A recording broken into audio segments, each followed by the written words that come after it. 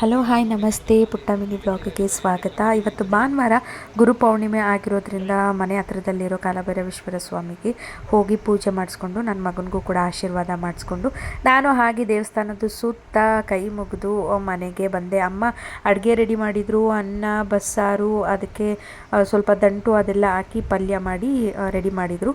ಊಟ ಮಾಡಿಕೊಂಡು ಹಾಗೆ ಸುಮ್ಮನೆ ಕೂತಿದ್ವಿ. ಹಸ್ಬೆಂಡು ನಮ್ಮ ಅಕ್ಕನ ಮನೆಗೆ ಹೋಗ್ಬಿಟ್ಟು ಬರೋಣ ಅಂತ ಅಂದಿದ್ರು. ಅಂದರೆ ಅವ್ರ ಅಕ್ಕನ ಮನೆಗೆ ನಾನು ಮದುವೆ ಆದಾಗಿಂದ ಹೋಗೇ ಇಲ್ಲ. 7 ವರ್ಷ ಆಯಿತು ಮದುವೆ ಆಗಿ. ಗುರುಪ್ರವೇಶ ಮಾಡಿದರು 3 ವರ್ಷದಿಂದ, ಬಟ್ ಏನೋ ಕಾರಣಾಂತರದಿಂದ ಹೋಗೋಕ್ಕೆ ಆಗಿರಲಿಲ್ಲ. ಇವತ್ತು ಫೈನಲಿ ಹೊರಟಿದ್ದೀವಿ.